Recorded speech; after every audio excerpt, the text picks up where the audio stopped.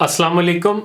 امام نووی نے لکھا ہے کہ حضرت جریر بن عبداللہ رضی اللہ تعالیٰ عنہ نے اپنے غلام کو بھیجا کہ کوئی اچھا سا گھوڑا منڈی سے خرید لاؤ۔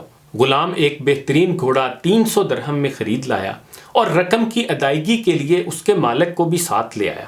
حضرت جریر نے جب گھوڑا دیکھا تو وہ گھوڑا 300 درہم سے زیادہ قیمت کا معلوم ہوا۔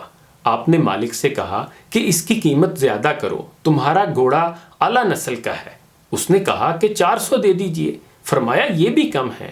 کہنے لگا 500 دے دیجئے، اور ساتھ ہی دل میں یہ سوچنے لگا کہ حضرت شاید میرے ساتھ مذاق فرما رہے ہیں۔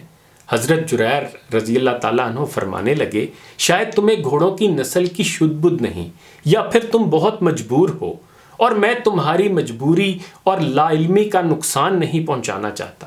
اس کے بعد اس کو 800 درہم دے کر گھوڑا خرید لیا۔ گھوڑا بیچنے والا دعائیں دیتا ہوا رخصت ہو گیا تو غلام نے تعجب سے کہا کہ اچھا بھلا اپنی مرضی سے 300 درہم میں بیچ رہا تھا، آپ نے خام خواہ اسے اتنے پیسے دے دیے۔ حضرت جریر بن عبداللہ نے فرمایا کہ خام خواہ میں نہیں، بلکہ رسول کریم صلی اللہ علیہ وآلہ وسلم سے کی گئی بیعت کی وفا میں۔ مجھ سے رسول کریم صلی اللہ علیہ وآلہ وسلم نے بیعت لی تھی کہ میں اپنے مسلمان بھائی کی خیر خواہی کروں گا، اس لیے مجھے اپنے بھلے کی نسبت اپنے مسلمان بھائیوں کے بھلے کی زیادہ فکر رہتی ہے۔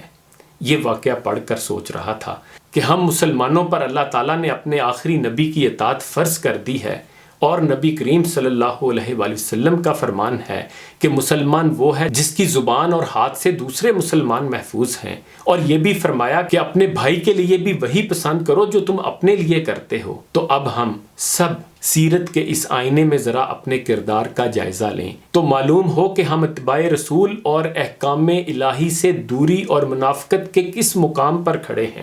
اب تو ہم وہ مسلمان ہیں جنہیں دیکھ کے شرمائیں یہود۔